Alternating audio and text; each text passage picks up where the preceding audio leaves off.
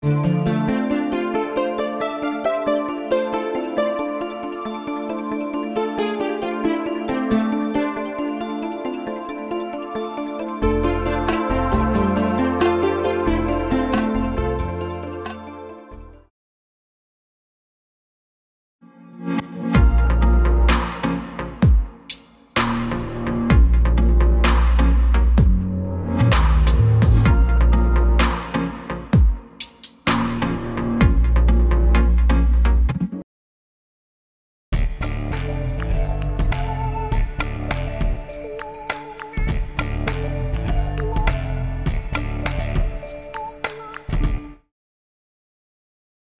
morning, everyone. Oh, it's a very comfy chair.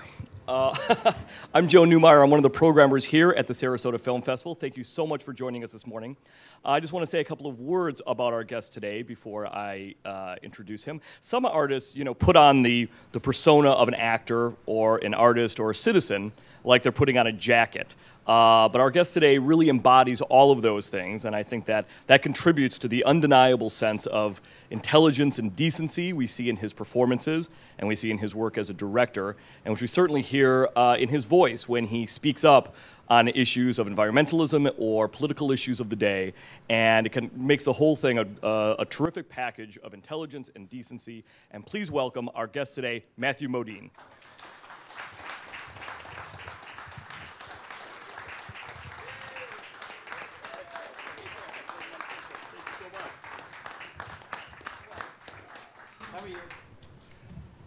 There's a mic right behind you, Matthew, if you want to grab it.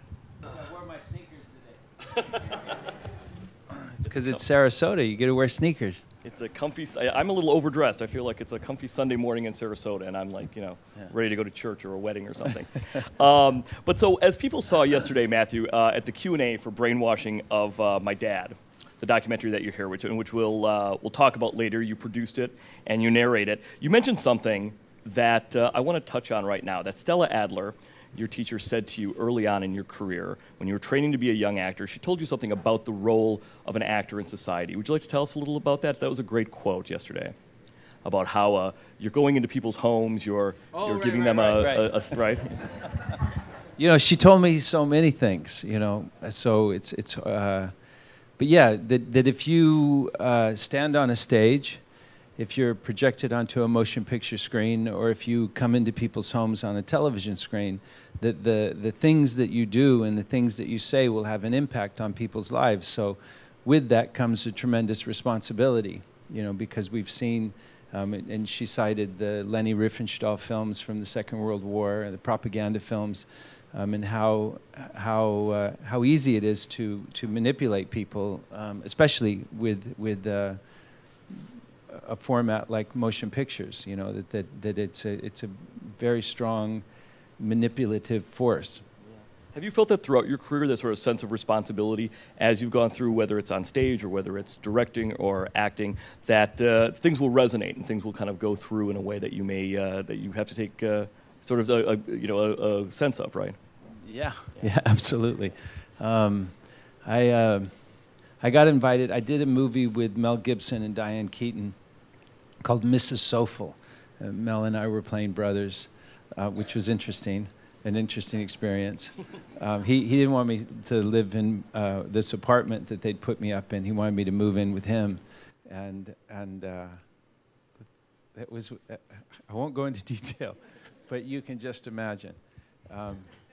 He's a funny guy. I mean, he's got an extraordinary sense of humor. It's just when you put a couple bottles of beer down his neck, he turns into, it's like Dr. Jekyll and Mr. Hyde. He becomes a real different person. But at his foundation, there's a decent human being in there.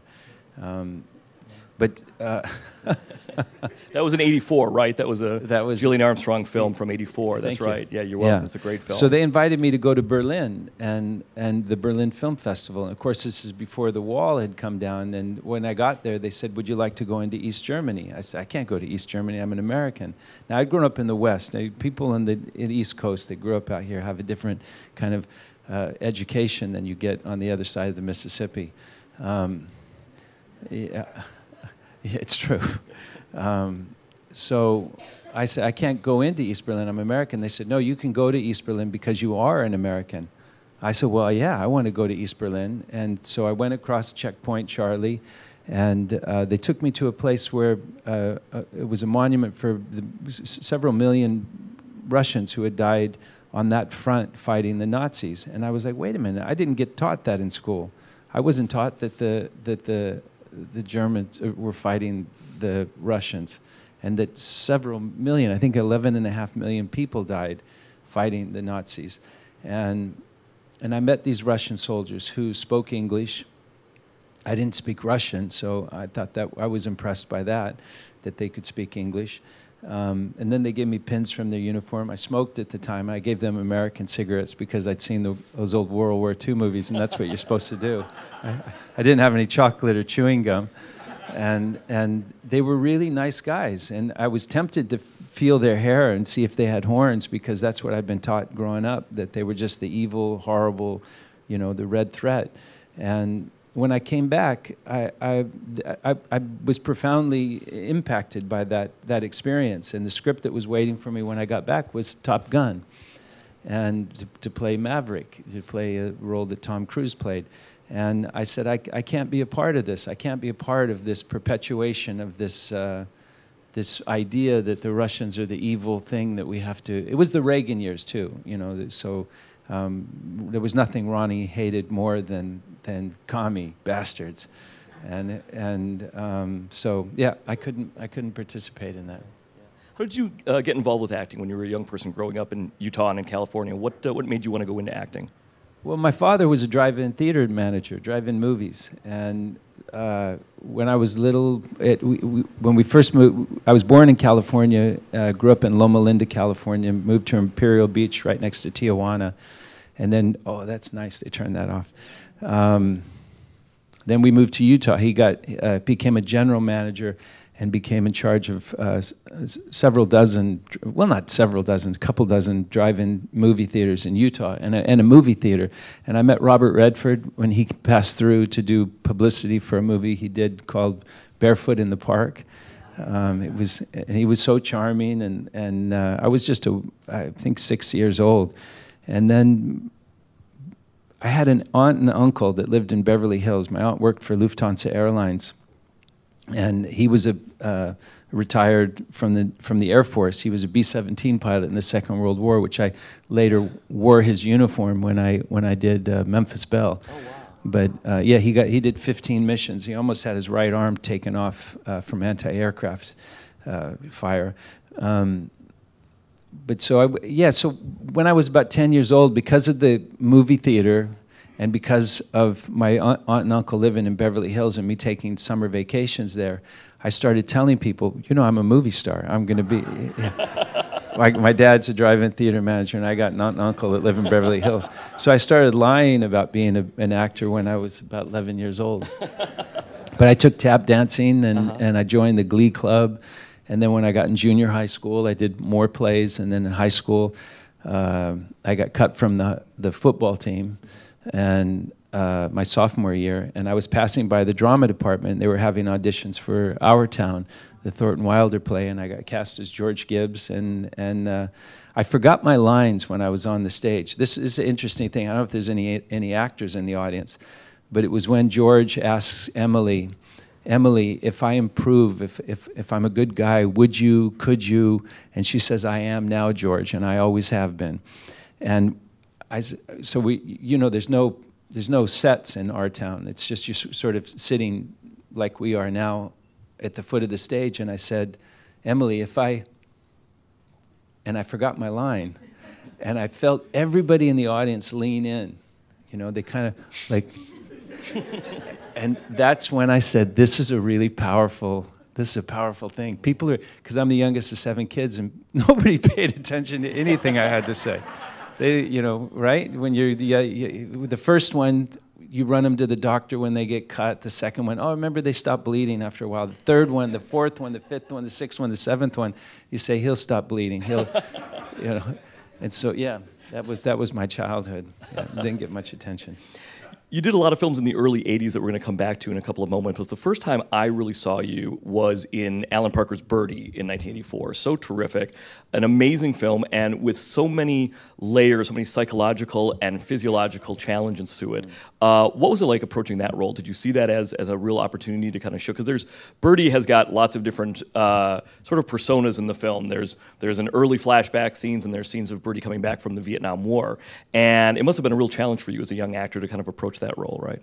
It really was. Yeah, I was doing the movie with Mel Gibson when I got cast in that, and the phone rang and it was Alan Parker, and I had auditioned for Nick Cage's part, Al Columbato, and I'm sorry, my eye is starting to swell shut. If it closes while I'm here, don't run out of the room. I'm not turning into a monster. It's like a sty or something. I can feel it closing.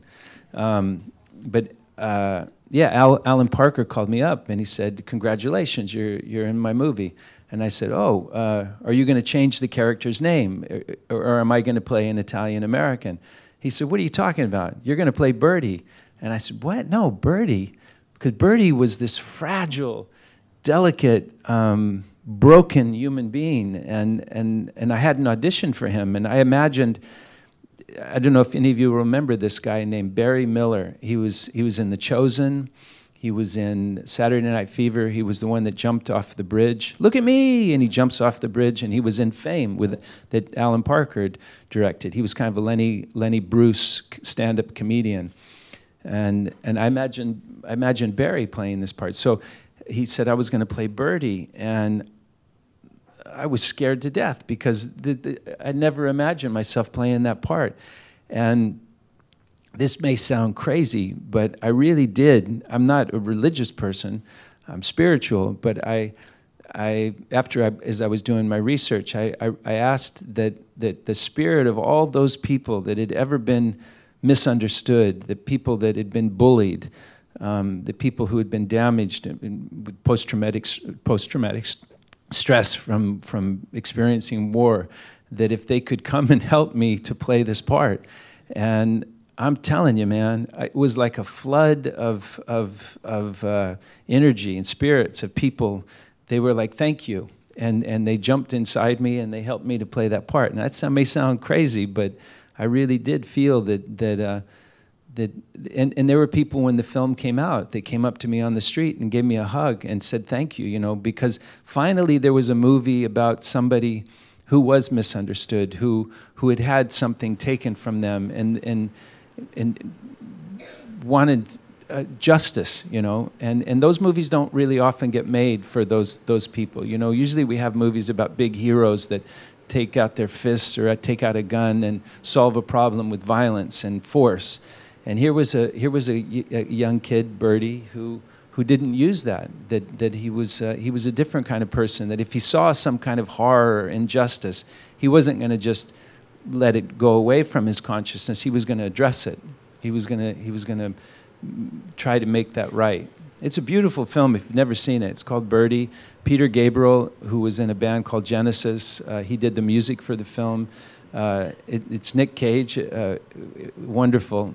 Before Nick Cage, became that kind of Nick Cage. "Hey, what's going on? So nice to see you guys today." That Nick Cage, the kind of I always say the later Nick Cage ate the young Nick Cage, like the post-Oscar Nick Cage ate the Birdie Nick Cage. Yeah. The next year you did Vision Quest, which put you in the level of top-tier actors of that time. It's really a wonderful film as well. It's a gritty film. It's very serious-minded. I'm wondering, it's the kind of movie that people don't make today about a young person with hopes and dreams, and I'm wondering if at that time you were aware of coming of age in film at a time that it was really great for young actors. Roles like that were there were a lot of them going on in the mid-'80s, and you were kind of right there at the front and center of it. Did you feel that? I did not want to do Vision Quest. My wife told me, "You have to do this movie," because I just thought, I wish that I'd said yes to my wife more, because I would have a very different career. She was really smart about things that I said no to. But Vision Quest, I finally succumbed to her saying that you should do this film. because I was just out of drama school, and I thought that it was kind of a teenage exploitation film, which of course it's not. No, it's not. It's not that at all. And they can't they've talked about remaking Vision Quest, and it's impossible to remake because there's things that are said and things that are done in that movie that in this new world that we live in, this how political correctness, how we've evolved, how different the world is than in 1985. You can't remake this film. I mean, there's things that I say and things that I do in Vision Quest that would be unacceptable today. I mean, I'm doing my laundry, and I take some clothes out, and I see these panties of this girl who I've invited to move into my house. How many people have seen Vision Quest? So yeah. So you know, when I put Carla's panties in my face, and she walks in and catches me. They almost can't do that in a film today, or it means something else.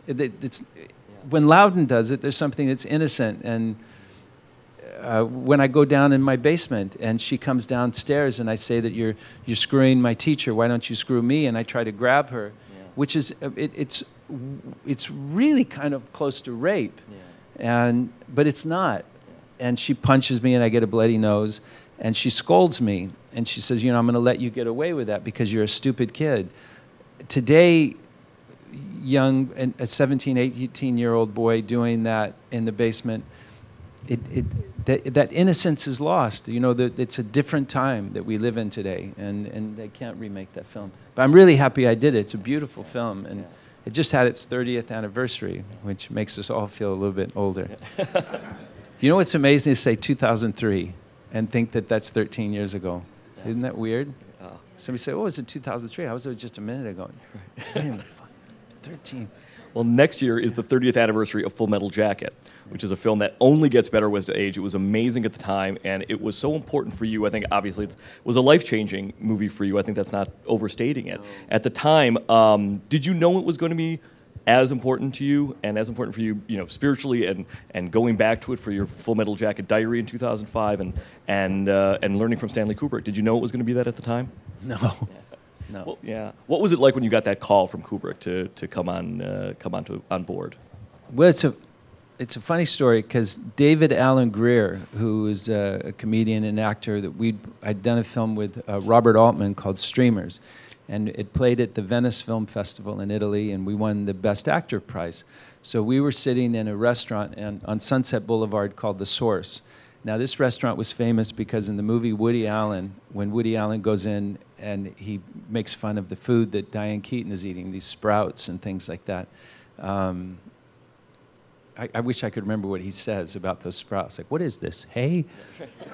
And then he gets in the big Cadillac and puts it in reverse to back out of the parking lot and drives into the restaurant, right? And we were sitting where the car had come in. I said, no, it's funny. In movies, when somebody drives into a building, it's funny. In real life, two young actors get crushed and killed, you know.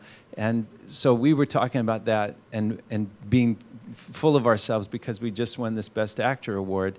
And there was a guy sitting over about where you're sitting from me, and he's looking at me, and I apologize for swearing, but he was looking at me going, and I look at David and I say, unless this guy's an actor practicing a monologue or he's got Tourette's, he's looking at me telling me to. And David looked over his shoulder and he goes, oh, that's Val Kilmer. And I didn't know who Val Kilmer was then, you know, and he got up and he went over and started talking to me. David knew him, and he waved me over, and I got up and I walked over and I said, how you doing? My name's Matthew. Yeah, I know who you are. I'm sick of you, man. And I said, look, I don't know who you are, and I don't know what problem you have with me, but if you got a problem, let's take it outside. I told you, I'm the youngest of 7. I grew up fighting 4 older brothers my whole life. My sister was the worst. She was the toughest, yeah.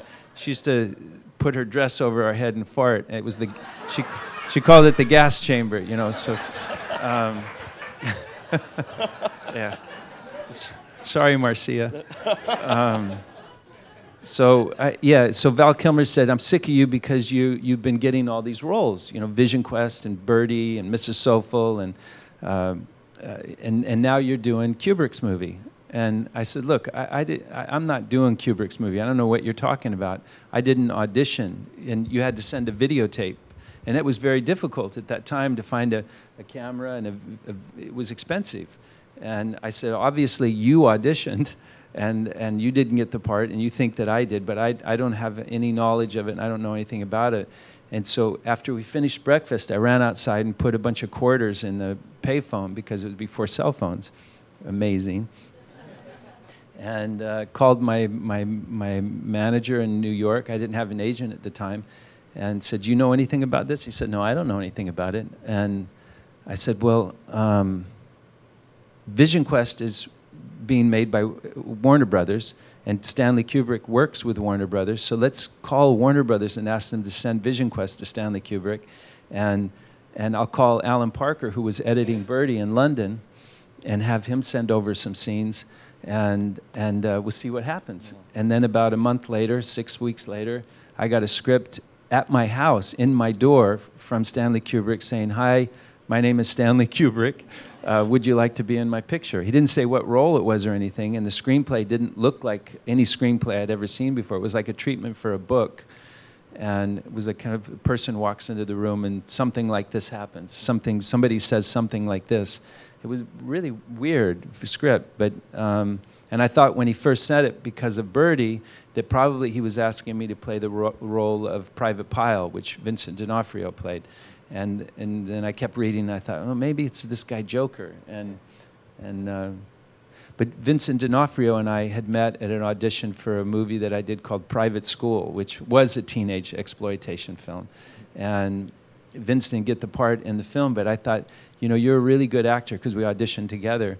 And then I started working, and I ran into him. He was a bouncer at the Hard Rock Cafe on 57th Street in New York City. And I said, don't worry, man. I said, I'm working, and I'm going to keep my eye open for an opportunity for you. So be ready. And I got to London, and Stanley said, we were filming Vietnam before boot camp. We filmed the film backwards. And Stanley said, I'm really happy with the casting. I just can't find anybody to play Pyle. And I said, I got somebody. He's not fat, and he's not Southern, because it was written as a, you know, Southern boy. And but I think he could. He said, well, have him audition. And I called Vince. He goes, no way. I said, no, you don't have the part. I said, you have to audition.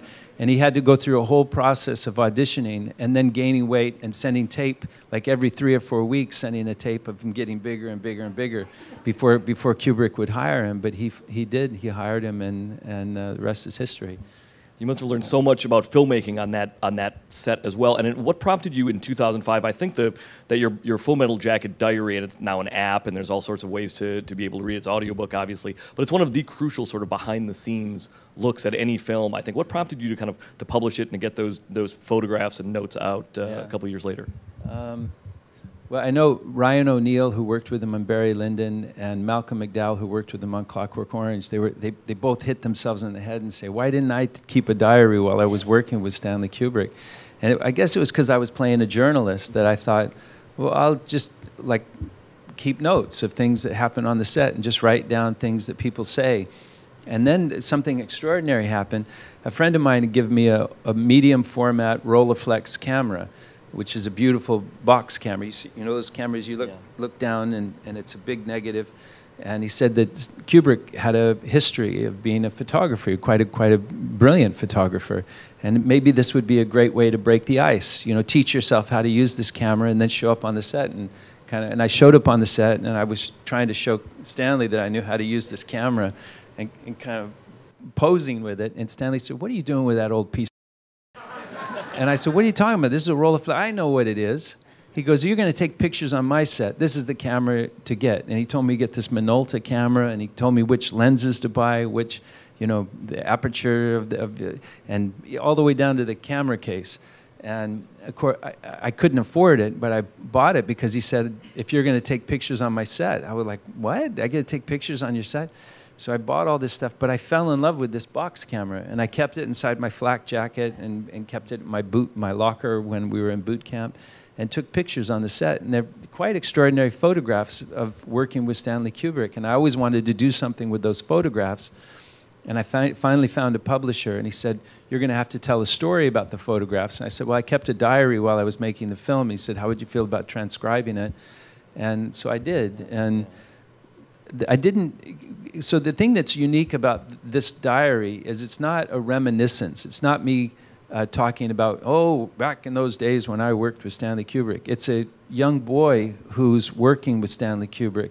And I didn't want to change the context. There's some things that were taken out just to protect people, but it's a naive voice. It's a young kid, who was working with arguably one of the greatest directors to ever get behind a motion picture camera, and that experience. And it's a beautiful thing. It's Full Metal Jacket Diary. It's an iPad app. It's an audio book, and it's. What else? And it's an actual book. Yeah. And it's an actual book. But the book is hard to find. And I've seen the book. This is the crazy thing. There's only 20,000 of them, and there's serial numbers on the back of them. So if you own one, I've seen it on eBay for as much as $8,000. It was it was a $30 book. Yeah, but it's a metal book. I wanted to make something that was a collectible piece of art. So it's a beautiful thing. But sometimes they show up on Amazon for $35. So. If you can get one, get one. It's the writing of it, you mentioned it's very urgent, and it's present tense, so it feels very much like you're in that moment with you. And then years later, you went into filmmaking yourself. You made many short films. We're going to take a look at one or two of them, actually 3 total. And right now, let's take a look at the first. You want to set it up for us? I think the first one is To Kill an American, right? Do you want to set up what the story is behind it, and when you made it, and what you were thinking of? Yeah. So I made this in a U-Haul trailer at Washington Square Park in New York City. That it's a reaction to 9/11. That's good, and then I could talk about it afterward. All right, sounds great. Let's cue it up. Come on this. It's gonna be on that. Yeah. Is this in the way of anybody? Yeah. There are people in the world that don't like Americans. There are people in the world that want to kill Americans. This film is designed to help those would-be killers identify an American, so they know exactly what an American is. An American is Cherokee, Dominican, Bolivian, African. An American could be a Catalunya, Or he could be Irish. English, Indian, Tunisian, Scottish, Welsh, Italian. An American can be Japanese. My father's Chinese, my mother's Japanese. little pinch of Italian for good measure. An American could be Jamaican, Nicaraguan, Iranian. Or French. Americans welcome all people. from all lands, all cultures, all religions. Korea, Afghanistan, Philippines, Puerto Rico, Africa, Iran, Israel, Mexico, Bangladesh, Canada, Russia, Romania, and Poland. Puerto Rico, Greece, Italy, and Lebanon. Americans come from all over the world. an American can be Buddhist. An American could be a Jew or Baptist, Free spirit. Quaker, A Mormon. Rastafarian, spiritualist, Catholic, a Sikh, I am a Muslim. Hindu, Protestant, Presbyterian, Agnostic, Christian. all religions. Just try to do unto others as I would have done to myself. In America, you're free to worship. We're free to worship. they're free. We're free to worship Free to worship. Free to practice any religion or no religion at all. or whatever they believe God to be. Not to the government or armed thugs who claim to speak for the government or God. They are free to hold to their own religion, own beliefs, their own history, as each of them chooses. An American is from the most prosperous land in the history of the world. The root of that prosperity can be found in the Declaration of Independence, which recognize the right of each man and woman to pursue happiness. American women are free to show their beautiful faces to the world. An American is free to criticize his government's officials. Then he is free to replace them. To replace them by majority vote. And Americans welcome the best. But they also welcome the least. Americans welcome the tired and the poor. These, in fact, are the people who built America. So you can try to kill an American if you must. But by doing so, you would just be killing yourself. Because Americans are not from a particular people or a particular place. They are the embodiment of the human spirit of freedom. Everyone who holds to that spirit, everywhere, is an American. So look around you. Look around you. Take a look around. You may find more Americans in your land than you thought were there. Because America is not a place. Not a place. Not a place. America is a dream. It's an idea.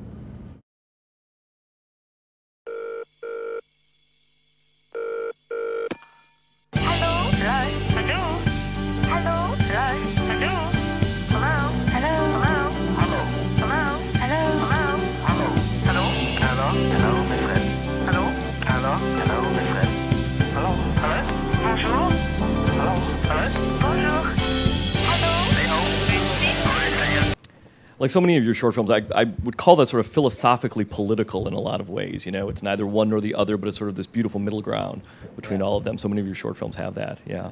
So that was, as I say, it was, my son got to do something he's always wanted to do, was walk up to people and say, do you want to be in a movie? And so those are people from Washington Square Park. That's what America looks like. You know, we are people that come. So if I ask the same question of you, what is your religious background? What is your family background? That this country, you know, when we were kids, we don't use that term anymore. We used to call this the melting pot. You know, and democracy was the great experiment. And our Constitution, our Bill of Rights are living documents. They're not something that is just on piece of paper, but they're alive. And that's why we have amendments to our Constitution, because a woman didn't used to be able to vote. A black person didn't be able to used to vote. Didn't have. So it's not something that's stagnant. It's something that's living, you know, and what happened, because you know, when the plane went over my head, the first one, I thought it was coming into my house, and it was pouring rain the night before, and so sometimes to get into LaGuardia Airport, the planes would have to turn hard over the city to get into LaGuardia, and I thought, wow, that was really low. And then I heard it turn, and then I heard the bang, and I thought, oh shit, something bad has happened, and went outside, and then, you know, spent my day downtown, you know, with all that craziness. But that after the dust settled, I said, what must we have done as a nation to piss somebody? Because if I reached across the table and slapped you across the face right now, I think your first reaction would be like, what did you do that for? And if I did it again, you'd put your arms up and start to defend yourself. And if I smacked you again, you'd probably come at me. You know, you'd probably start fighting me back. So every action has a reaction. And that's something that I think is important, that's missing from the equation of everything that's happening in the world right now, is that why don't we try to communicate with people that are our enemies? Why don't we try to sit down in a room and find a way to try to solve our problem instead of just using military force? Now, that might be crazy. You might think that it's naive, because some people just don't want to sit down and talk to you, that some people just want to kill you, and that might be the case. But I think it's important to make some kind of effort. And I thought that's what the United Nations and all that stuff was supposed to be. And I've been to the United Nations, and it doesn't really work. It's a place where people negotiate business contracts. That the idealism that I thought that the United Nations had doesn't really work. But yeah, I think that if you and I were having a disagreement, wouldn't it be better than, rather than getting guns out and start shooting each other and saying, I'm right and you're wrong, to try to, like, can we work this out before we go to that extreme measure of dropping bombs on one another or punching each other in the face? Yeah. I think it's always better, maybe because I grew up fighting, that I just hate it. I hate it, hate it, hate it. And because as a boy, moving from drive-in to drive-in to drive-in, because the drive-ins were being closed down because the land was worth more than the drive-in theater. And then when VHS tape and cable came, that was the death of the drive-in. So we had to move all the time, and I was always that new student who somebody was looking at, going like, what are you looking at? And it was like, oh, here it comes again. It's another Val Kilmer looking at me saying, fuck you. You know, so I want to try to negotiate whenever I can to try to find some peaceful solution to a problem. That notion of politics and communication is a good segue to The Brainwashing of My Dad, which you're here with, Jen Senko's film. It's about, she's here in the audience. Let's give her a round of applause. Yeah. It's a really, really remarkable documentary about Jen's experience with her father, watching him go from a Kennedy Democrat when she was a young person to his growing into a different kind of political animal as he listens to right-wing radio starting in the 80s. How did you get involved with that? You produce it and narrate it, and what are your thoughts on it, on all the themes that it brings up about, as a nation, how we sort of address this level of discourse in American culture? It's funny. Have any of you seen the film, The Brainwashed My Dad? Yeah. So yeah, it was funny. Last night watching it, I saw it in a different way. That the responsibility that parents have to their children to teach them. You know, remember the song when we were kids, "Teach your children well." Was it Crosby, Stills? Yeah. That's what we try to do, right? We try to teach our children to share and be kind and courteous, please and thank you, and sometimes we have to correct them when they misbehave because they're hurting themselves or they could potentially hurt other people, and so you know, that's what happens as our parents get older, is that we become the parent to our parents, and so you had to correct your father that this person who was a loving person that you had grown up with, that the roles had reversed, and now you had to she had to teach her father well, you know, to be that kind and loving person that you had grown up with, that he had gone down a path that needed a little bit of correcting. Yeah. Yeah. What's Yeah. that? Yeah. A bit tweaking. Yeah, a bit of tweaking. Because what happens is that he ends up listening to so much right-wing radio and watching only Fox News that his viewpoint becomes very myopic. He really only becomes, he's really just spewing out what is going in. Somebody last night at the Q&A said, sort of garbage in, garbage out. Yeah. And it's sort of a level of, but you said also last night that one of the benefits of the American experience is to be able to kind of talk with people, to communicate, to kind of get those ideas out and have a discourse with people. Yeah. And one side is better at doing that than the other side. Yeah. And Jen's father had to sort of relearn how to have that conversation again, right? Yes. Yeah. Yeah. Yeah. Yeah. It's one of the problems of being a liberal is that just by definition that you're willing to listen to another person's point of view and another person's opinion.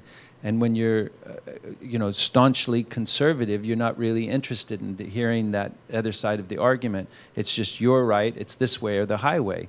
And that puts you in a position of strength. Of course, when you know that you're right and that is wrong, you're on a more firm ground than somebody who's willing to listen to both sides. So that's why liberals appear to be weak. And I don't know how to make to show the strength of being able, that why there's wisdom and why there's value in listening to both sides of the argument. I'm an environmentalist, and I studied oceanography when I was in college in 1978. And I came to class one day, and my teacher was crying, and I said, "What's the matter?" My oceanography teacher, and he said that forget it, man. He said that at any moment our oceans are going to die.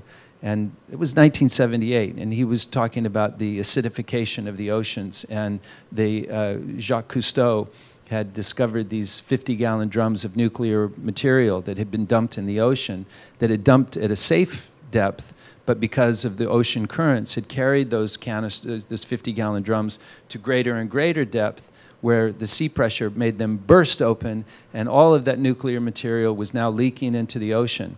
And he goes, is it any wonder that the whales and the dolphins, these big mammals that were beaching themselves, were doing it? He says, you know what it's like when you swim in a pool and your eyes get burned from chlorine?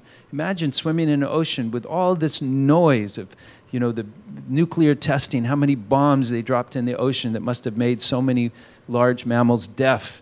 All the pollution, all of the human waste since the Industrial Revolution that's been dumped in our rivers, lakes, streams, and oceans. And he just was crying, and he said, forget it, just go live your life. And so I dropped out of college and moved to New York City to become an actor. But it never left me, that responsibility. And so if there's people in the audience that feel that maybe climate change isn't something that's real, what if you're right? But what if it really is happening, and all of the steps and all the efforts that people are trying to make to protect the earth, what if they're right? Or what if they're wrong? So the only result of me being wrong is the water gets cleaner, the air gets more breathable, the soil becomes something that we really cherish because it's something that needs to be nurtured. There's very small amount of potable soil on the planet, and it's very important to protect that soil. I have a little house in Los Angeles where I've been living for 3 years trying to make a movie, but my home is New York.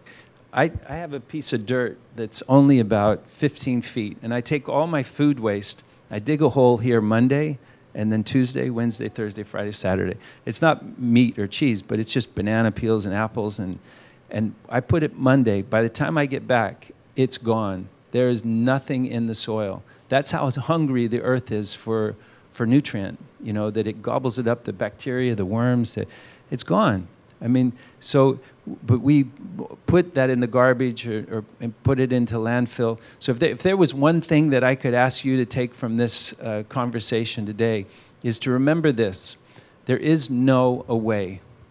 That everything goes someplace. Everything that you put down the toilet, down the sink, down in the garbage, goes someplace. There is no magical away place. There's only this earth. And everything that we do goes someplace. Everything, all the waste goes someplace. So be conscious of that, and it'll change your consumer habits, and it'll change the way that you behave with, you know, just food waste. It's an important thing to think of and to teach your children. There is no away. Everything goes someplace. The notion of shifting viewpoints is a good segue now to talk about the next short film we're going to show, I Think I Thought. Do you want to set up that short film a little bit? Or you want to just jump in? I thought, obviously you know how I sort of lean politically now. I Think I Thought is about a guy who gets in trouble for thinking and ends up in Thinkers Anonymous. So, yeah. So that's it.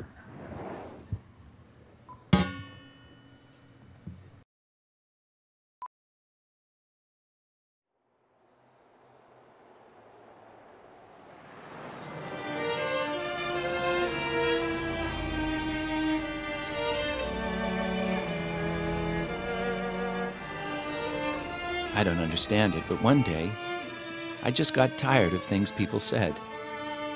I began to drift away. I'd tune out. I began to think all the time. I was in a world all my own thoughts, unsullied by the opinions of others. Inevitably, one thought would lead to another, and soon, I was more than just a social thinker. I began to think alone. To relax, I said to myself, but I knew it wasn't true. Thinking became more and more important to me, and finally, I was thinking all the time.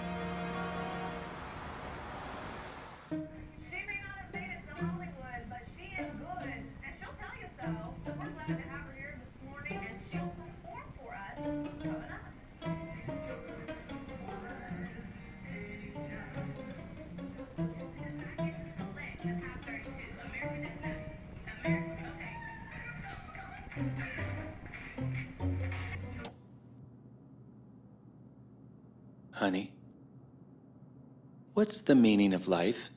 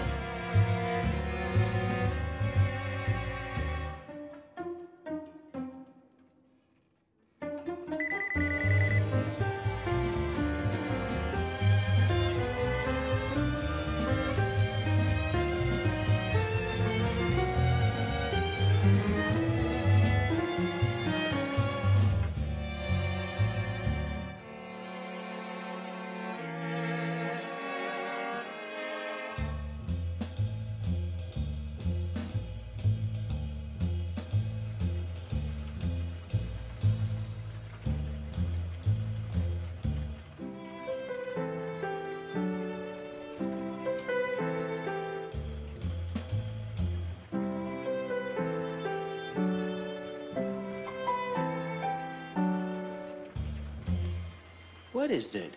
exactly that we do here?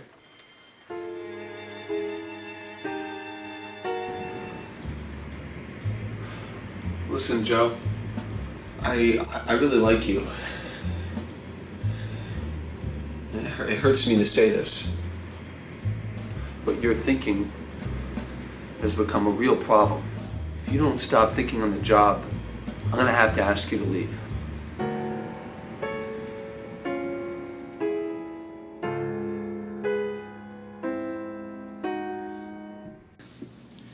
You know, honey, I've been thinking. I know you've been thinking, and I want a divorce. Oh, but it's not that serious. It is that serious. You think as much as college professors, and college professors don't make any money. So if you don't stop thinking, we won't have any money.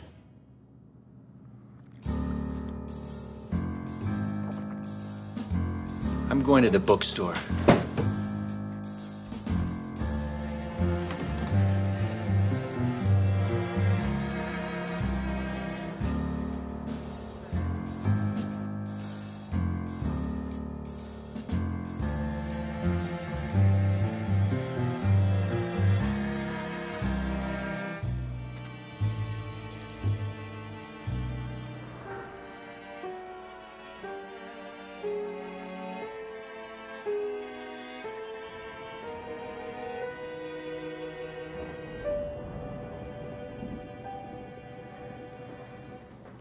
Hi, my name is Joe, and I'm a thinker.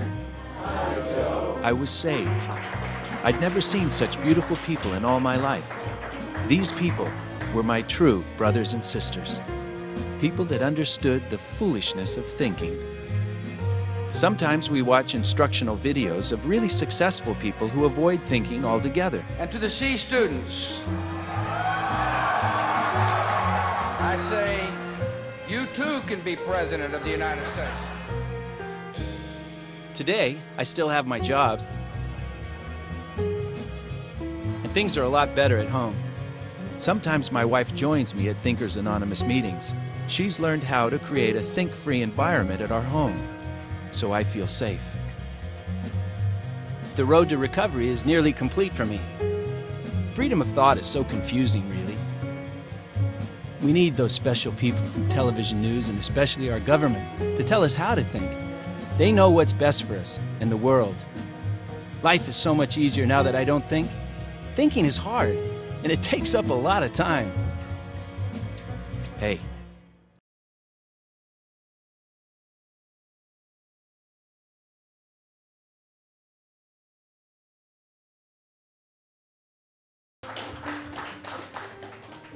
I love stumbling outside of the bookstore as if it's like a bar. Like he's kind of trying to get in, it's closed, he can't, he doesn't know what to do. I want to touch on to use a line that Private Joker uses in Full Metal Jacket, the duality of man. I want to touch on roles that you've played where you're literally or figuratively two halves of the same character. Equinox is one, the great Alan Rudolph film from the 90s. Another one is Charlie Gordon in the really moving TV adaptation of Flowers for Algernon, and even early on in the adaptation of Hotel New Hampshire. What kind of preparation does it take to play a role where you have to literally, or figuratively, like I said, be two people in one movie? Well, that was really good. I hadn't thought about that. Yeah. I didn't know who Carl Jung was when I went off to do Full Metal Jacket, so I had to do my due diligence and read and discover who Carl Jung was and to understand. Because they say you when you're acting, you shouldn't say anything that you don't understand because the words will sound hollow. So when Private Joker says, when the drill instructor or the corporal says, "What's that you've got written on your helmet?" "Born to kill, sir." And what's that you've got on your body armor? A peace symbol, sir. What is that, some kind of sick joke? You know, you've got born to kill written on your helmet and a peace sign on your body arm. And I was trying to say something about the duality of man. The duality of what? You know, sir, that Jungian thing. Aggression on the one hand and xenophobia on the other. And he said, you know, son, you better get your head screwed on straight. There's a war going on. And it's a great scene, but I couldn't say that without knowing who Carl Jung was. And I really fell in love with the way that he looked at philosophy, and he was a student of the father of Freud, Sigmund Freud, yeah. But what Carl Jung seemed to have done was taken the is there any psychiatrists or psychologists in the audience? He seemed to have taken that, the teachings of Sigmund Freud and saw how they applied to nature. And this was really interesting to me because Stella Adler, my acting teacher, she'd tell us to go to the park and come back and tell me what you saw. So with some of the students, thankfully I didn't go first because I would have made the mistakes they did. They said, well, you know, I was in the park, I saw a guy selling hot dogs and there was a kid running around. And she goes, God damn it, don't talk to me like a news reporter. You know, that's not what actors do. Actors look at life and they study life and they interpret life. Tell me about how you saw a pine tree that was growing up in the, not a pine tree, the other way around, an oak tree growing up in the shadow of a giant pine tree, you know, and how it's had to reach its body around it, reach its trunk around this giant pine tree in order to be able to find the sun. And then you'll be able to understand what it is to play Richard III, who's grown up in the shadow of his royal family, of this, and how things in life can distort you. You know, that the way that tree has had to grow in order to get the light from the sun because of this giant pine tree. And do you understand what I mean? That things in life distort you. And that's what Carl Jung was talking about, that how things in life deform us and how they shape us. And so Carl Jung seemed to have taken the things that he learned from Sigmund Freud and said, well, let me grow a garden and let me see how that psychology applies to nature. And he planted those ideas in the earth and built his own home and made his own path. And I love Carl Jung, the way that he interpreted those things. So yeah, everything that we do in our lives shapes us. And I mean, the blessing that I've had is working with people like Stanley Kubrick and Alan Rudolph and Robert Altman and these great thinkers and people who think a little bit differently, think out of the box. And if you pay attention, they deform you, you know. In the best way. In the best way. You mentioned Altman, you've been part of some great ensembles, obviously. You mentioned Streamers earlier, and then Shortcuts, which is terrific. And the band Played On, which you got an Emmy nomination for. Memphis Belle is also a great ensemble. What's it like being part of an ensemble? How important is it to be part of a great ensemble like that? Well, the funny thing is it's always an ensemble. My feeling is that the camera operator, the boom man, everybody's my scene partner. And what you're doing is that we're all working together in order to try to tell a story in the best possible way. And I've never worked on any project, whether it's a play, television, or film, where everybody wasn't working to do the best possible job, to make something that was really incredible. And sometimes it works and sometimes it doesn't. And it's not for lack of trying, you know. It's so easy to be critical of things. I mean, I was being a little bit critical of, I haven't seen, I thought, in a long time. And I thought, well, I could have cut that a little bit tighter. It didn't, you know, but it seemed appropriate when I made it. But now I think well, I could have cut probably 15, 20 seconds out of that and it would have been a little bit better. But my point is that nobody does, we always try to do the best we can, and sometimes it works and sometimes it doesn't. And I try to remember that because I don't want to be so critical of other people's work. I mean, I went to see that Superman and Batman last night. I just poked my head in for 10, 15 minutes. I thought it was awful. And I came out and I thought, why am I being critical of them? You know, I know that everybody tried to do the best job they could. It's just sometimes it works and sometimes it doesn't. Yeah. Yeah, you have an ongoing connection too with students and talking with them about the arts and young actors and encouraging them. How important is that for you? It must be terrific to get that feedback from them and really encourage them. It's important now to encourage young people to go into the arts, isn't it? And to become actors and to really kind of pursue their heart like that, right? Well, that goes back again to Stella Adler. You know, and Stella Adler, if you don't know her, she was part of the group theater. There was a very, very famous group that was only together for a very short amount of time.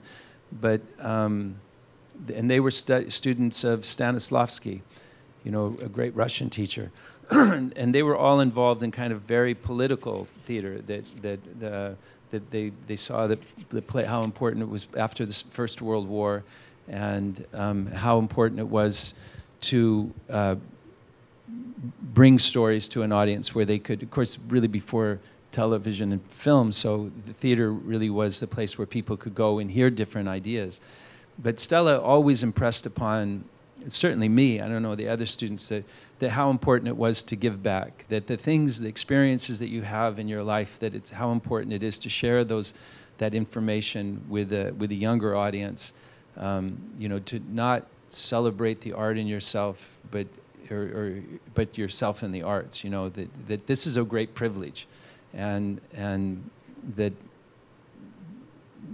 it's important to do your homework and understand what it is that you're saying, why you're saying the things that you're doing, and that when you stand on the stage, the things that you say will make an impression on people's minds, and just that sense of responsibility, how important that is to help the next generation of actors to understand the history and the past. That I went to Termosus. It's in Antalya, Turkey. I got invited to a film festival there, and I had a day off, and they said, would you like to go see some of the sites? I said, yeah. And they offered up some of them, and then they would say, well, there's this place, Antalya, that Alexander the Great hadn't been able to capture because it was very well fortified up on the top of a mountain. It was a Greek town. And so Alexander, he tried to capture it, and he couldn't get it. And then he said, oh, to hell with these guys. He said, destroy their olive trees. Now, the thing that made that town wealthy was their olive trees. So he burned it, and he destroyed their economy, and then it kind of was a dead city until the Romans came in, and the Romans took it over. And in order to get to this place, you had to climb a mountain. It was like a little donkey trail. It was quite difficult to get to, so it wasn't protected. You know, when you go to see antiquities in Rome or in France, you can't really touch history. Well, in Turkey, you can, because they don't have the money, and it was just this amazing village on the top of this mountain. And when you get there, you feel like it's alive. You go, my God, look at these columns, and how did they get these stones on the top of the mountain? And then you see there's a place where there was a gymnasium, you know, and there was a tepidarium and a frigidarium and a caldedarium, these different baths, a hot, medium, and cold, like the three little bears, the mama bear, you know, there it was. And then you come around the corner of this mountain, and there's an amphitheater that's cut into the side of the mountain that looks out over the sea, the Mediterranean. And it was just that time of day where the sun was starting to set into the sea. So what was very important to the Greeks were those elements, the water, the air, the fire of the sun, and this theater that was carved on the side of the mountain. And it made me weep. I started crying because the expense that they went to build this theater on the side of a mountain, even if they had slaves to build it, they had to feed and clothe those people. If they had architects and engineers, they had to pay them to build this thing on the side of a mountain for the purpose of hearing people sing songs and tell stories. That's how important it was to our culture. That we get something from the arts that is different than we get from other things. And it gives some of us that are the farmers or the people that work in the pharmacies, that work in the grocery stores, that opportunity to come and sit down with a group of people and hear people sing songs and tell stories, because it opens our minds. You know, it takes those what are these things called on a horse? Blinders, yeah. It helps to remove those a little bit so we can understand another person's suffering, that we can see that we're not alone in our own suffering, that we can see what love looks like. We can see what, you know, how much joy we get out of hearing somebody make fun of life and tell jokes about life. That's how important this art is. But it's not me. I'm just one person that's in a long history of people who've done that, who've told those stories, you know, that reminded me of when I was sitting there in Antalya in that amphitheater, that it was that humbling to think that I'm a part of that lineage of storytelling. Ray Bradbury has a great quote about how one of the purposes of art is so you can go kind of back around inside somebody's head and look at the world through their eyes and say, ah, so that's how you see things. Yeah, it's kind of very Yeah, beautiful like yeah. that. Yeah, this is actually a good time to segue to Jesus Was a Commie, the best title of the short films this afternoon. But you mentioned last night at the Q&A, right? It's a conversation starter, that title, much like The Brainwashing of My Dad is. It kind of, that's a provocative title that just gets people's attention to kind of talk about a little bit, right? It's a purposely provocative title. That if I'd said Jesus was a nice guy, you go, I don't want to see that. But if I called it Jesus Was a Commie, it angers people. But the people who are most angry by the title are the people that are most affected by the content. Because I'd written an article for a magazine in England called the Finch Quarterly, and I was kind of making fun of what Christmas was. It doesn't really have anything to do with the birth of Christ, but it's an old pagan holiday. And how it, like so many people have written about this, about how the holidays have been hijacked by gift cards and presents, and the meaning of in this case, the winter solstice had been hijacked by the Christians and turned into a birth of Christ holiday. And it was a snarky, it was a mean article, and a friend of mine who the editor of I Thought, said he thought that Jesus Was a Commie would be a good short film, and I said it's not, but it could be, and so I rewrote it and turned it into this. Now there's a book that Stella Adler had me read when I was a student called The Prophet, and it's written by, now I don't know how to say his name, but Gibran. Gibran or Gibran? I think it's a soft G, Gibran, I think. Gibran. Khalil Gibran. And in that book, he says, we speak when we fail to be at peace with our thoughts. So I'm happy that we played To Kill an American, I Thought, and now Jesus Was a Commie, because they really are a trifecta. It is one film, and this is sort of the culmination of those first two, about where we are in the world today. I'm going to take you out into outer space. How exciting. I wonder if you can turn those lights down. Is it possible? It would make it easier to see this film, because this one maybe not. Is this shot a little darker, you're saying, so it's a little less light would be better? It's just a beautiful film. It's so pretty that I wish there wasn't, because it's kind of glary, right? Yeah. Or is it all right? Maybe it's fine. It is a little glary, yeah. In the meantime, let's touch base just quickly on, because you met with some of the students here in Sarasota. Did you get any great feedback from them in terms of talking with them about art stuff as they're adjusting the lights the other day when you met with some of the students? I'm just really impressed. All you people live in Sarasota, most of you? Congratulations, what a beautiful place. But that high school, now I've seen that there's the Ringling High School, yeah, you guys are crazy down here. I mean, it's amazing that the specialty schools. So I went to what's it?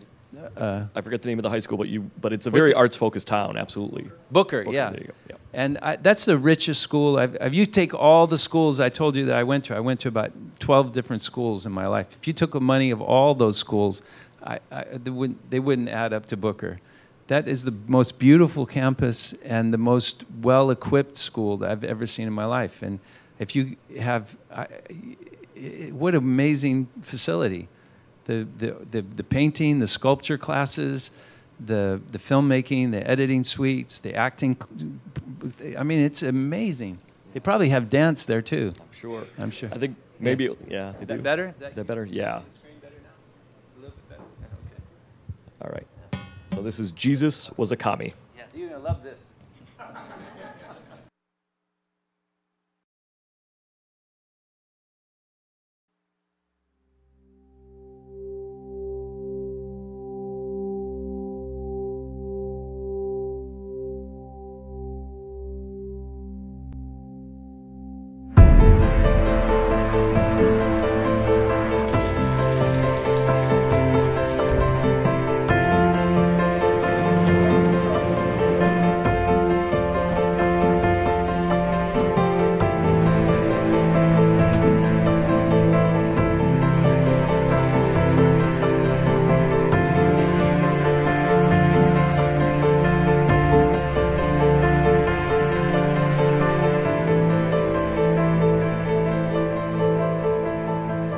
Last night I began reading about the fall of communism. The more I read, the less I believed it fell because it didn't make sense or didn't work. It was something simpler. It seems the most logical reason communism failed was because of greed. I'd say rock and roll being broadcast on Radio Free Europe had as much to do with the Berlin Wall coming down as Ronald Reagan demanding it so. Societies where all property is publicly owned and each person works and is paid according to their abilities and needs could never work because it's contrary to our nature. We're not really selfless by nature. Like other animals, we all want the lion's share. We want a little more for ourselves and for our families. We're generous when we can afford to be, when there is abundance. Civilization and the laws of the jungle are only a few meals apart. Benevolence is a characteristic society aspires to. I looked communism up in the dictionary. The origin for communism is common, which is a word filled with goodness. Common meant shared by, done by more than one, belonging to, open to, or affecting the whole community. Common land, the common good, a common ground or a point of view or an argument accepted by both sides. The common touch, the ability to get along with or appeal to ordinary people. According to the Bible, Jesus and his followers chose to own nothing and shared their belongings. There were no needy people among them. Those who owned land or houses sold them, brought the money from the sales and put it at the apostles' feet. And it was distributed to anyone who had need.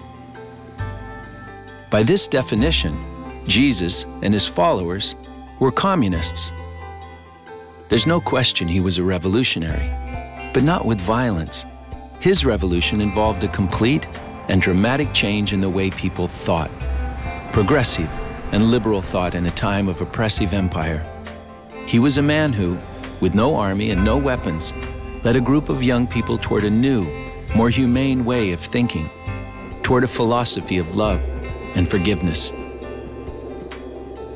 Before you start screaming and thinking this is an attack on any particular religion, faith, ism, or a comparison to Joseph Stalin, Karl Marx, Chairman Mao, or even Fidel Castro, it's not.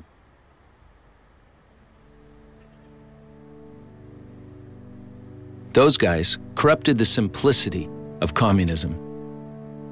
When I propose that Jesus was a communist, I mean that he may have been a supporter of a political ideology that advanced an egalitarian society based on common ownership of property. By doing so, he was breaking away from the laws of Moses while establishing a higher moral road, a new paradigm of living for his followers. The stories in the Old Testament are filled with killing and disputes of ownership of land. Based on the words and concepts Jesus is said to have taught, it explains his disinterest in owning things. Choosing to kill another person in the name of God or possessions made no spiritual sense. When you give a banquet, the Bible tells us, we should invite the poor, the crippled, the lame, the blind. Well, ask yourself, would you? The Brazilian Archbishop Dom Helder Camara lamented the situation with these words: "When I give food to the poor, they call me a saint. When I ask why the poor have no food, they call me a communist." How would magazines and television news react to a young, bearded man in robes who spoke of mercy and rejected violence with words like, "Love your enemies and do good to them"? We know that violence begets violence. You throwing a rock and me throwing one back is one thing. But in a time of chemical and atomic warfare, an eye for an eye, a tooth for a tooth, could mean the end of life as we know it.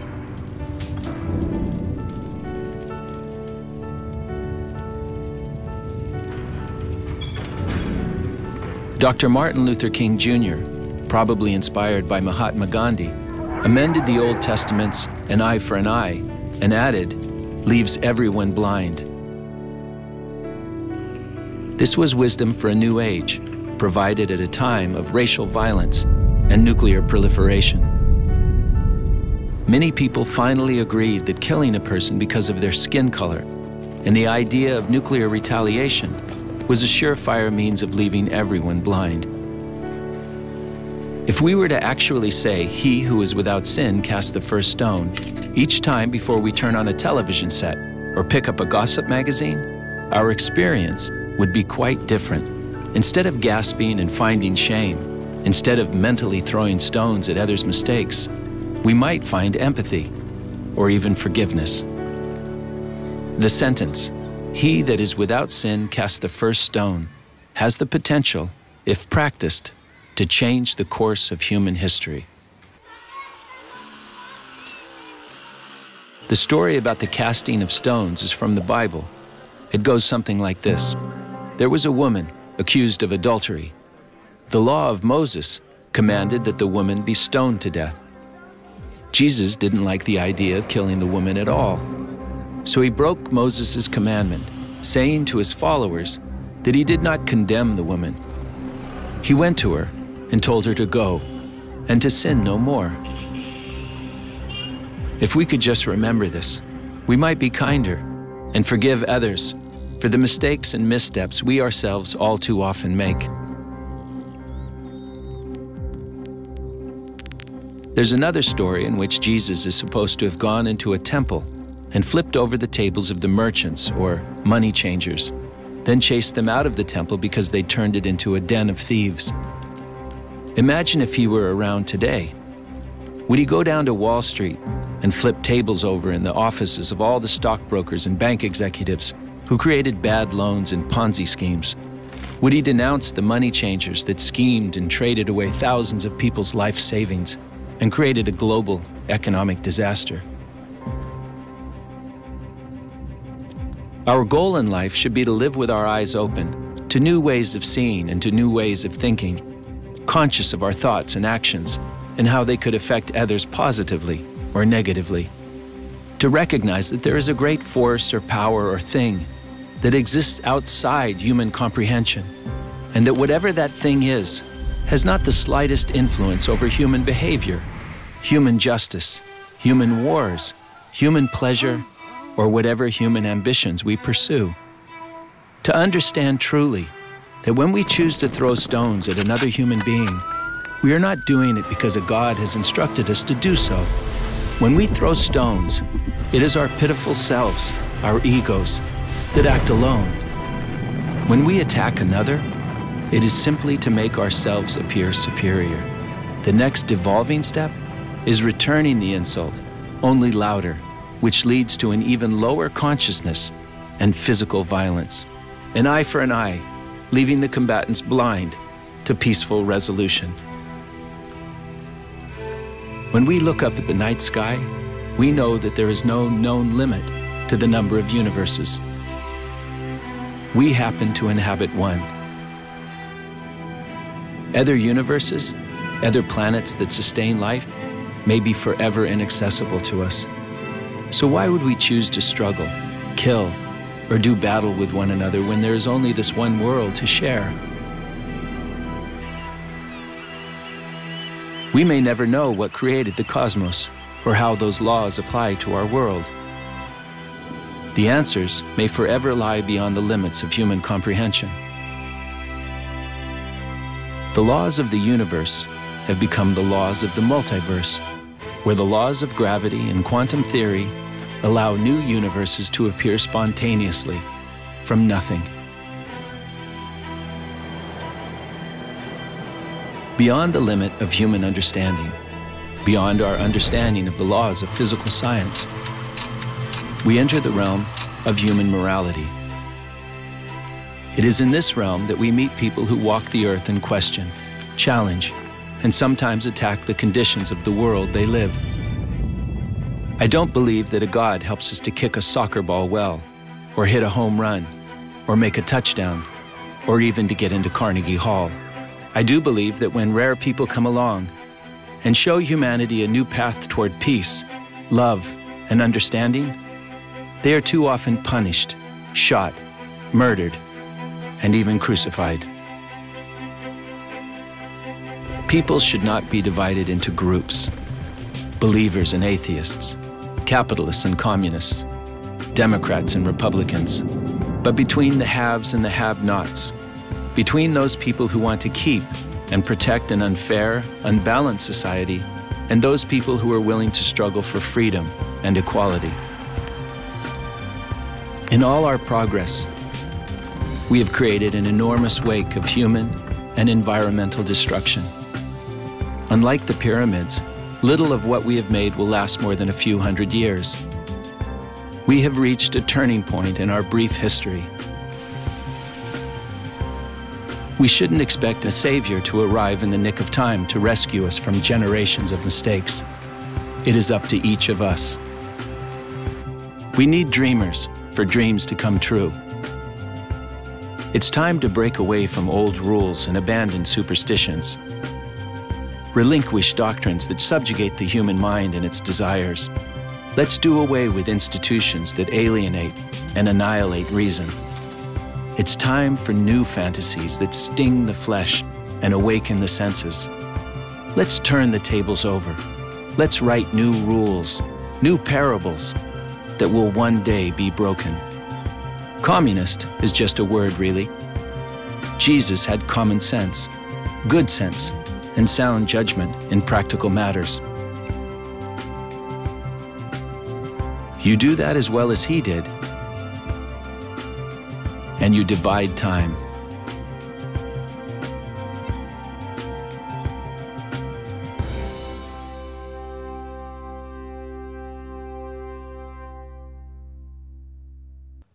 It is a gorgeous looking film, and I think a terrific summation, I think, of all your concerns, all your thoughts, everything that's going on in there.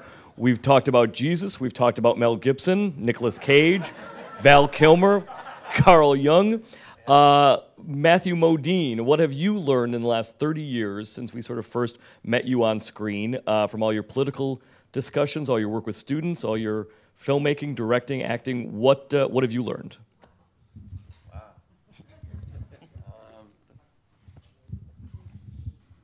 I don't. Yeah, that's a hard one. How have you changed? How have you changed in the last 30 years? I think I'm more forgiving, more open-hearted, and I appreciate how difficult it is, this life. That it's yeah, but it's easy. It's easy to be kind. Yeah, it's easy to be kind, and I did. I apologize if some of you heard this, but I did an interview. I was doing The Miracle Worker on Broadway, and I did a CNN interview promoting it, and I said, this is a story of Helen Keller, and I got to get this politically, because I always want to say blind and mute, but it's visually impaired, hearing impaired, and visually hearing, and she didn't speak. She couldn't speak. So this woman, Annie Sullivan, found a way to help Helen Keller become one of the great communicators of the 20th century by putting words in her palm of her hand. I mean, if you've never seen her handwriting, if you've never read the things that Helen Keller said without being able to speak, without being able to see, without being able to hear, it's extraordinary. And there's something deep inside of that is a lesson for all of us. But I was doing this interview on CNN, and I said that while the play is about that teacher and the student, it's about something more. It's about all of us not being able to see someone's point of view, of hearing someone's point of view, and not being able to speak truth to power. To be able to tell people what it is that, for whatever reason, that we're not able to say what's on our mind. And I said, and perhaps it was too strong of an example, but I said, imagine if we could sit down with our enemies, like this thing that I just showed you. Imagine if we could sit down with our enemies. This film came out of this interview. imagine if we could sit down, and it probably was too strong of an example. I said, imagine if we could sit down with Osama bin Laden and say, hey man, why are you so angry? Why are you so angry that you'd have some young kids strap bombs to their bodies and blow themselves up and kill hundreds of people? Why are you so angry that you'd have people fly airplanes into buildings and kill thousands of people? You know, wouldn't it be a miracle if we could speak to our enemies? Now, this is where I learned the power of the internet. That I said that on CNN, and somebody who heard that, who has hundreds of thousands of followers on their social media platforms, interpreted what I said. Not what I said. You heard what I said. They said that I wanted to sit down and have a cup of tea with Osama bin Laden and forgive him for flying airplanes into buildings. Now, that's not what I said.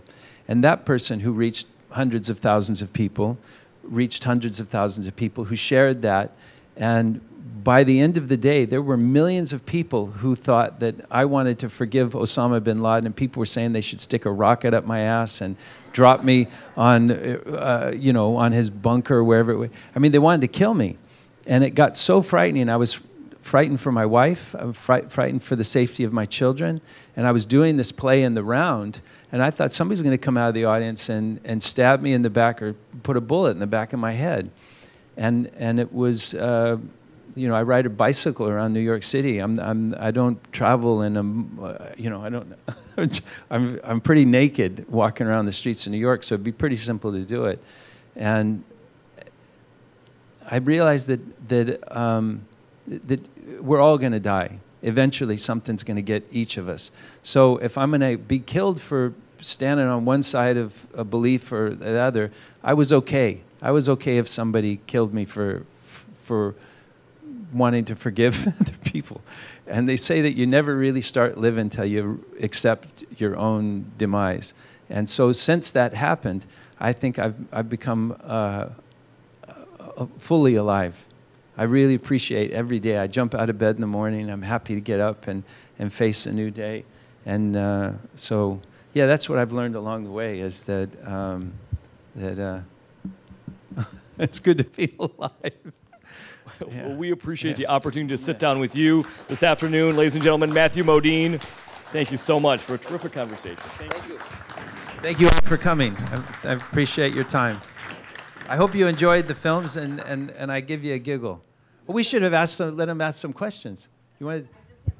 Yes, ma'am. It's a good question. I don't know. It's so different.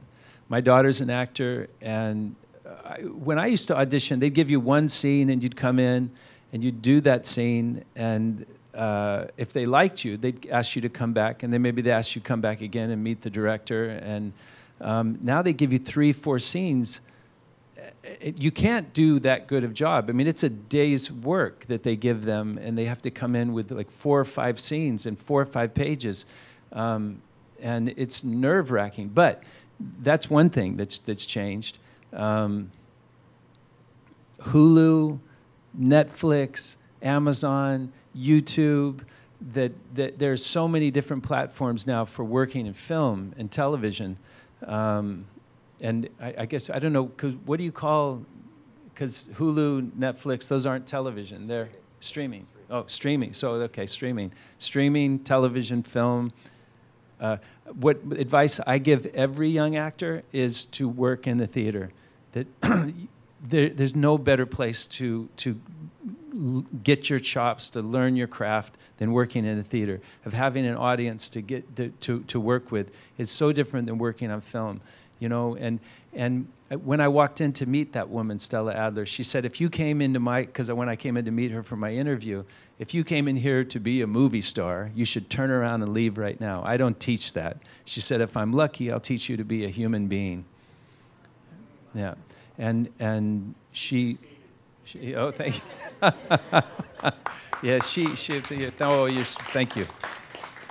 But yeah, that working on the stage is the best place to learn your craft. The rehearsal process, the interaction between the audience. The audience is always different, and you always have to find a way to connect to the audience every night. You have to bring your truth to the theater every night, no matter what's happening in your personal life. That when the show has to go on, that working in theater and the ideas in plays are much bigger than the ideas that are in movies. Movies are about motion picture storytelling, and that's why I was nervous about Jesus Was a Commie, was that, you know, running the risk of becoming pedantic and speechifying rather than telling a story that is cinematic. You know, that I was always nervous of that, of, you know, pontificating. I want to start a conversation with that film. I hope you don't get from that I seem to have the answers to life, that it's somebody who's trying to figure it out, right? I hope that's what you took from it. Yeah, that I don't have any idea, you know. That Jesus guy, he seemed like a nice Jewish boy from Bethlehem. I'm spiritual. I'm not religious. Yes, sir.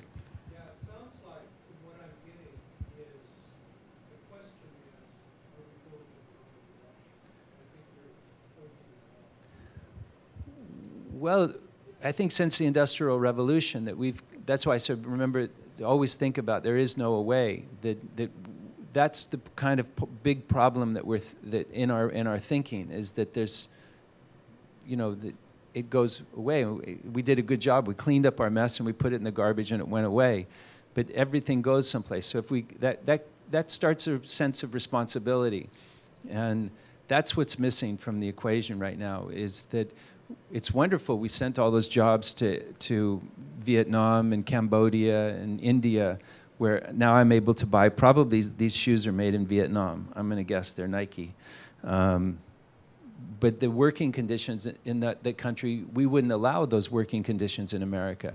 You know, in the $2 or $3 that the person gets paid a day, which is not a living salary. It's just, I mean, they're just barely staying alive and being able to eat and not starve to death. I mean, that's what makes me laugh when Donald Trump says he's going to bring all those jobs back from those places. You know, a toaster won't be $19 at Walmart. It'll be $150. The problems are not so easy to solve. I don't know what the hell I'm talking about. I'm trying to figure it out. But I know that we have to be more conscious, and we kind of.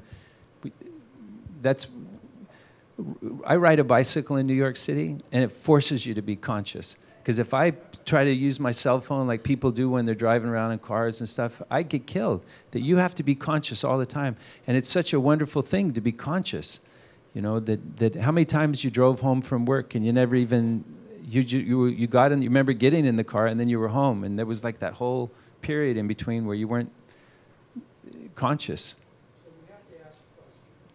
Yeah, yeah, yeah, and reach across the aisle. You know that didn't happen when we were kids. You know that people worked out what was best for the country, Republican or Democrat.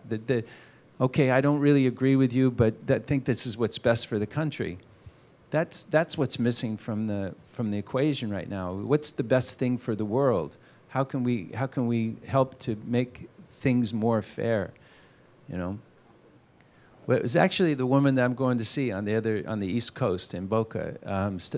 She was there when I was born.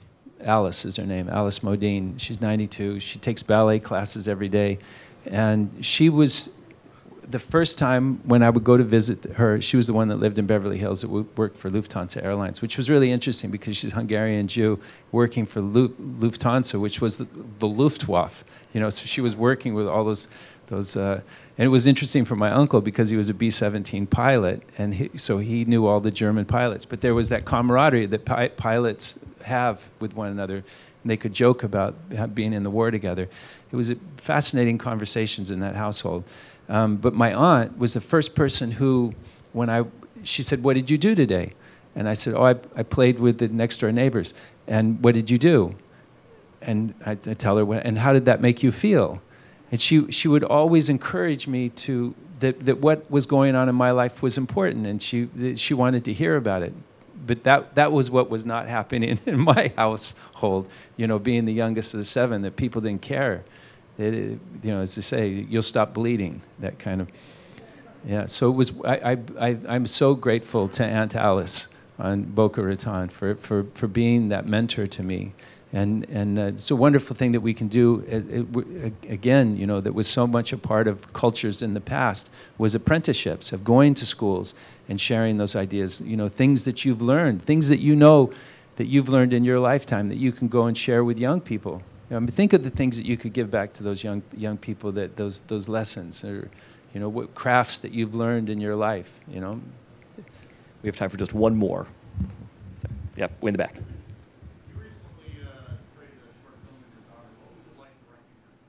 What was it like directing my daughter? Well, my daughter's playing a prostitute in the film, so it was weird. Yeah, but she's you know, when I told her, I'll tell you what the film. It's called Super Sex. Kevin Nealon, Elizabeth Perkins, who I worked with on Weeds. Yeah, so that great season. And, season 3 of Weeds was great. I hosted Saturday Night Live once. That's when I met Kevin. Kevin's he's a great comedian. He's such a smart comedian, and he's not mean. You know, oftentimes comedians will get mean and they're vulgar, and Kevin always stays above the fray. And so they're brother and sister, and they want to get their dad, who's played by Edward Asner, the great Edward Asner. He's got more Emmy nominations and wins, I think, than anybody else. Mary Tyler Moore Show and Lou Grant. So he's the father, and they want to get something for their father for his 86th birthday. And Elizabeth Perkins says, I know what to get Dad for his birthday. And we cut out to the street, and they're negotiating with a prostitute to go have sex with their dad for his birthday. And that's my daughter, the prostitute. And funny things happen. But they cut to the punchline. She shows up at Ed Asner's door, you know, and he opens the door and he says, yeah, can I help you? Is your name George? Yeah. You sure you got the right house? Yeah. Is today your 86th birthday? Yeah, yeah. Well, George, my name is Julie, and I'm here to give you super sex. And he looks at her and says, I'll take the soup.